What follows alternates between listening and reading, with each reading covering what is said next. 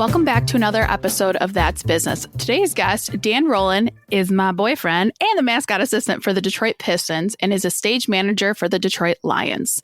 He has previously worked in other professional sports divisions, including the USFL, NCAA, USL, and OHL. Outside of work, Dan is the team captain for the Mount Clemens Regulars, which is a local Metro Detroit vintage baseball team where they implement the rules of the 1860s. Dan, welcome to the podcast, as I know you got bullied into it. How are we doing today? Great. No, long-time listener, first-time caller. Just happy to be here. Happy to be here. Now, something you get asked often is how the heck you got into working for the Pistons, working for the Lions. So take us through. What'd you want to be when you grew up, and how'd you end up here? I think every little kid wanted to be a professional athlete. Yes. When they were a kid. That doesn't happen for everybody. So I guess how I got into the Pistons was I was an intern for this tiny soccer team, and they started in Rochester, called Oakland County Football Club. We had some people from the Pistons like kind of showing us how to run a game day, and I guess they took notice of my hard work and dedication, and they gave me their business card, and they're like, email us in the fall and we'll give you a job. So kind of just a right place, right time, kind of fell into my lap. And I've just been sticking with it ever since then. Now, I want you to walk through, because as the mascot assistant, what do you do? The Pistons mascot Hooper. I book his external appearances. Just accept the internal ones. It's just easier to do that. Go to him to all the functions, all the games. Be his eyes and ears because he can't see or hear anything in the suit. So capture social media and kind of everything in between. So now with that, what has been the coolest celebrity interaction or something that you were like, dang, this is so cool as far as events go or people? We meet so many different people and celebrities where you kind of just have to keep your cool and act like you've done it before. But I guess this past year, seeing Big Sean again was a lot of fun. He like dabbed me up, which I thought was... I don't know. It was cool. It was cool for the moment. Add that to your resume. Big Sean dabbed me up. That should be your fun fact. Honestly, we should add that. It could be. It very much could be. I like that. Now, with the Lions, what a killer season to get in and work with the Lions. So how did that opportunity come up?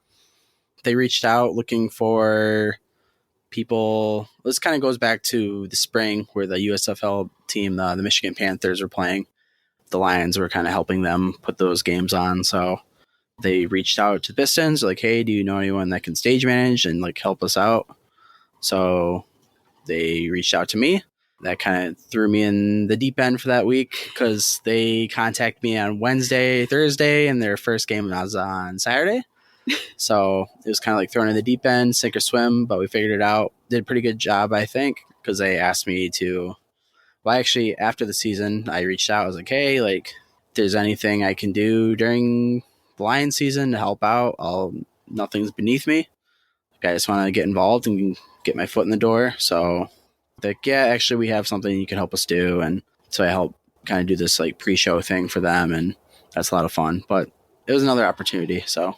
Well, and I think you bring up a good point of even if a contract ended or what it was, 2 months you did USFL, I think. Like, yeah, 2, 3.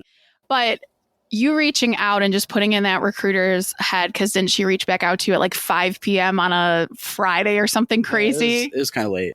You remember. You were there. I think it was. But it's so funny because he wrote this email, and what a lot of people don't realize is if you are willing to travel, you don't have whatever, pets, kids, or if you do and you have someone that can watch them, that you can jump on these contracts. Because being a recruiter, we can't find anyone just willing to take like a month contract, or someone like you who's like, hey, let me do it. Like, let me get involved. And that's like a huge opportunity, and you can make some really good money doing that. Yeah, absolutely. Now, with what you're doing for the Lions, with that opportunity, I mean, obviously, everyone's talking about the Lions, the hottest thing right now of us actually having a good season, and us fans are like, is this a fever dream or is this real? So how has it been being at Ford Field, being involved with that, and seeing every game so far this season? Well, even when they were not good, that place is always electric and bumping. But now that, they actually have like a winning team out there, and, the offense is clicking, everything's clicking. There's definitely a lot of buzz down there, and Detroit's definitely a football town first, I think. So the fact that we have a good football team now, everyone's super pumped for it. Yes. And they just want to be there. And it's always the case. And something I've always appreciated is like, I don't feel that, I mean, there is always bandwagon fans, but I know we've been going to Lions games even in the 0-16 season and all. And it's like, when will it be our time? I relate us to the Chicago Cubs of 120 years. They never won anything. It's got to be our year eventually. Like if the Cubs could see it, we could see it too, right? Now, transitioning to talk about vintage baseball, because before we got together, I didn't even know this was a thing. And it was literally, they play in my very backyard, like next door to where I grew up. So how did you get into vintage baseball? Let's start in the beginning, and then we'll go through the rules and the differentials there. It's probably like 2018, 2019. I was just in my bed scrolling through Facebook the one day, and I saw just a video popped up on like, and I guess it's your For You page, whatever Facebook has. Because I wasn't following the page, and it was vintage baseball. So it's baseball played from the 1860s, so like that Civil War era. And I just thought they're kind of like explaining what it is, like how it's played and whatnot. And I was like, wow, this is super cool. Like, I wonder if there's a team near me or anything like that.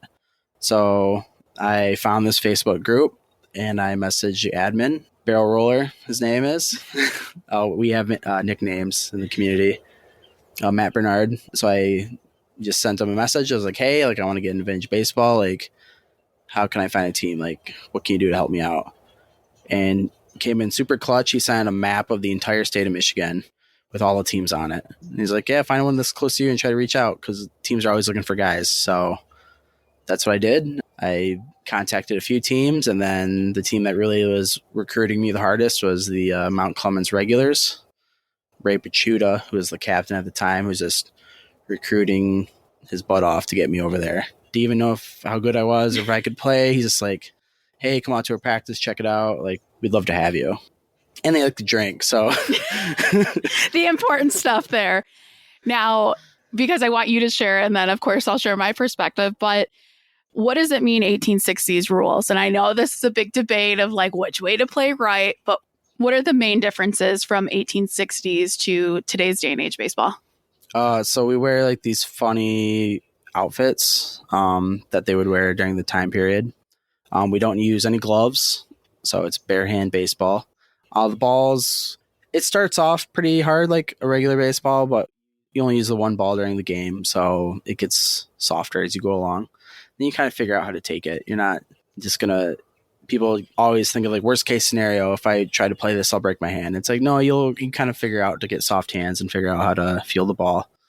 Wood bats, I guess that's depending on where you play. Some places do that.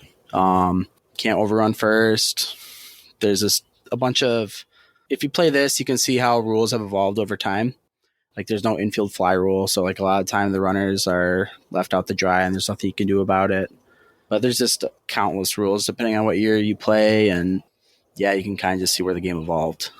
Well, and it's interesting too. And I think a big difference is you pitch underhand. So it's not like line drives to the face all the time that I think a lot of people think happens. Or like you said, you learn how to take it. I mean, there's rugby players, which they're nuts and awesome, but you know, you learn how to deal with it and your body adapts over time. Now, something interesting too, I mean, there's so many interesting facets of it, but pitch count, is pitch count a thing? No. So I could stand up there and take 20 balls. Well, eventually, like, I guess if you want to call him the umpire, he'll like either give you a warning and start calling strikes on you, or he'll call a warning on we call him the hurler, so the pitcher, to like, hey, you know, throw it in the zone, like you need to start swinging the bat or I'm going to call you out. So a lot of times, like, people kind of sit up there. Just depends how relaxed that umpire is. So, gotcha. How do you schedule people? Because I thought it was just a Michigan thing. It's not. Look in your own backyard if you're listening to this. But how do you find other teams? Well, Michigan's like a big hotbed, so there's teams all over the place in like the Metro Detroit, Western Michigan, Grand Rapids area. There's teams everywhere. There's teams down in Ohio, like the whole Midwest is covered. There's teams we're in Florida right now. There's teams in Florida, all up the East Coast, and then there's some teams sprinkled out west, like Colorado and those kind of states. So, but scheduling, usually like your teams just kind of form relationships with the teams around you. So you always we'll schedule those teams every year. But it's always nice to get, hey, we haven't seen those guys in a while. Let's play a game and we could hang out after and maybe reforge those friendships. So it's probably not as hard as you think it is to schedule games, but most teams just, hey, let's pick a date. This is what I have open. This is what you have open. All right, let's do this date. And then the teams will just show up. A lot of people that I tell, oh, you play vintage baseball, they're like, oh, like Greenfield Village. So if you're in Michigan, Greenfield Village, how would we explain it? It's a museum. It's an old grounds as far as, I don't know, kind of like its own little town of what, 1700s, 1800s? 1800s. So there's the old sawmill. There's different things they do. If you've ever gone during Halloween, you probably saw Dan playing baseball as a ghost in the outfield. What has Greenfield Village brought? Because the in-group calls it the Village. So what's it like playing at Greenfield Village where you have the whole atmosphere? And I mean, they really put on a show and kind of talking about what worlds are too. Oh, there's definitely a lot of plays, like kind of museums that do that. Those are really good spots for exposure to kind of bring exposure to the game because it's a grassroots kind of game. Not a lot of people know about it. So having places like Greenfield Village, the Ohio Village, like Gettysburg, places like that can really bring exposure to the game they're great. I know Greenfield Village, they have this thing called the World Tournament. It's really just trying to recreate the Detroit tournament back in the day. So it's trying to recreate that kind of thing. But there's teams from all over the place that come play, all the best teams that want to make the trip to Michigan. So I played it this year for the first time. It was a lot of fun. We played a team down from Illinois, the Rockford area. We played a team in Maryland. So it's kind of cool just to see guys from different states come together and try to compete at the highest level. And what's interesting, because again, first time I'm seeing this, exposed to this whole world, and it is every weekend I go to games and whatnot, but within the community, I feel like there's all mutual respect and there's not really drama or anything you would see on a softball league or a beer league or something like that. But it is the mutual respect. And it was so cute watching grown ass men tackle each other in hugs and man, I haven't seen you. How are you been? Blah, blah, blah. But it's a super cool community. I feel like you're all very supportive. And the fact that, you all partied after and they all stay at the same hotel. It's so cool. Even people from out of state. Looking at the 2024 season, what exciting things are coming up or what are you most pumped for? I've kind of scheduled us kind of aggressively. I put a lot of dates on our calendar. We're going to go to Kalamazoo. That's a good 2-hour drive from where we are. They're having a festival going on there. So there's going to be 16 teams from the state of Michigan, Illinois, maybe Ohio. They're going to come together and play in that. So it's so cool to see teams from other states. I scheduled the Field of Dreams down in Iowa. So if you've seen the movie, they rent the field out. Because it's the same set, right? Where the movie was? Yes, it's the same area. So you can play under the lights like they do in the movie. So we're making that trip out there, and it's going to be might cry.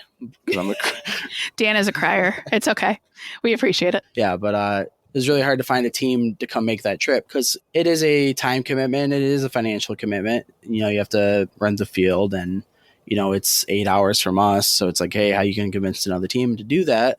So I asked teams from all over the place, and I finally found one, the Canal Dover Redlegs in Ohio. So I really appreciate them. They were totally gung-ho about it. They were super pumped. They didn't think twice about it. They're yeah, let's go. We'll do it. So we've never played them before, know nothing about them, but this is our first time going, and it's their first time going. So it's going to be really cool to experience that with them. My first time going, so I'm excited too. What are the age ranges of the players that are involved in vintage baseball? It's typically 18, and there's a guy on our team in his 70s. So that's the range. We've played teams that have used kids younger than that and in high school. And, you don't treat them any different. I think that's a kind of cool part of our game. We're encouraging them, and there's not a lot of trash talk, or if it is, it's kind of playful. It's banter. But yeah, that's kind of the age ranges there. And of course, in sports, you get heated and you say things or disagree with a call. So something I found super interesting, and I forget what you call it. It's gentleman's call or something, where if, let's say, the second baseman thinks he got you out, but the base runner says, no, I was safe, who makes that decision if the ump didn't see it? Typically, you would kind of just like talk it out. Like the umpire is like the last resort, like if you can't decide on it. But typically, you and the guy that you had to play with, like you talk about it, you kind of hash it out. And if you guys can't come to like, oh, you got me or whatever, usually this is gentleman's game. You don't like lie about it, but sometimes that happens, unfortunately. But, if you guys can't come to an agreement, if you're out or safe, you just ask the umpire and sometimes he's not paying attention and he'll just call you safe probably, and you just move on from that. And there's never any ill will. And if there ever is, you kind of just hash that out on the spot. Hockey without the fighting, but you're an asshole. No, you're an asshole. And there have been games where I've been at where there have been disagreements or whatever said, but I feel like someone steps up to the plate, whether it's the captain or the veteran player that knows everyone and says like, hey man, like this is what's going on. And I apologize for that. So I like that there's that communication piece, because like anything in life, communication is key. Now, a question I know you get asked too, are women allowed to play? Because in the 1860s, they weren't. Well, I don't know if they were or not, but they weren't. Okay. They definitely can't. We weren't even allowed to vote back then. So no, they definitely couldn't play a sport. No. There are women that play in the game. I know teams like Northville have women. They Detroit Early Risers of Detroit. I know they have a woman that plays on their team. So women can play it. It's just if they want to kind of step up to the plate and take it on and play the game. But I guess depending on where you are in the country, I know there's some states that do have all women teams that kind of play like an 1860s style game, or even like kind of further on, like you think of like League of Their Own, like there are teams that kind of recreate that too. So there's definitely time period things that women are a part of. For sure. And it's interesting too, because we talk about inclusivity, and I feel like a lot of it isn't in sports, or it's like, well, you're either like the best and you're professional or you play locally. And I really do feel vintage baseball is actually inclusive. Like it's for everyone. The one game we had, I think a few middle schoolers come, and it was one of the players' kids wanted to play who was on a travel baseball league, and they're kicking butt. It was awesome to see. And no one treated them like children. It was like, oh, heck yeah, man. Like, it was just awesome to see. So, question I like to ask, are you still looking for people? If someone's listening and wants to get involved or go check out a game, what can they do? Facebook is your best friend for vintage baseball. If you're in Michigan, you can just type in vintage baseball, and then like the city or cities you're near, there might be a team by you. But I know there's teams always looking for guys. We are always looking for guys, preferably who know how to play baseball. That's my like hard like line that I'm not going to cross. It's great to have people that come out there and haven't played before or any kind of baseball, but it's like I don't want to go through that learning curve, which sounds a little selfish, but there's definitely teams around. Get a part of it. Even just go to a practice or go check out a game. It's a really fun sport to see. And I'll put in the show notes Dan's email and the Facebook page, so y'all can go reference that if you want to learn more about vintage baseball or all the badass cool things Dan does, or follow Hooper and Pistons on social media, which is awesome. As we wrap this up, what advice do you have for listeners? I guess professionally, don't burn any bridges if you don't have to. Sometimes you have to. This is how life is sometimes. But, even if you have a bad boss, just try to find some middle ground and be Switzerland as much as you can. Do the jobs. No job is beneath you. Work hard and try to keep your ego out of it as much as you can. That can be our worst enemy sometimes. Socially, play vintage baseball. Go check out vintage baseball. This game needs to grow. I'm 29 and I can see myself playing this till I die.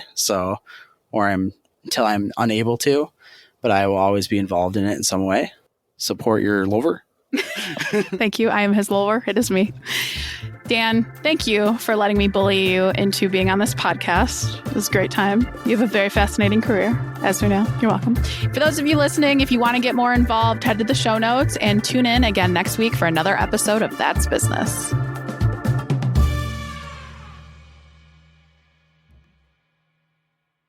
If you're looking for a career change and you're not sure where to start, the Resume Rescue can help. Sure, there's no such thing as the perfect fit for everyone, but here at the Resume Rescue, we're on a mission to find the perfect solution for you. Whether it's changing careers, updating a resume, learning LinkedIn, or practicing interviewing, we have you covered. Find us online at theresumerescue.com and find all of our contact info in our show notes.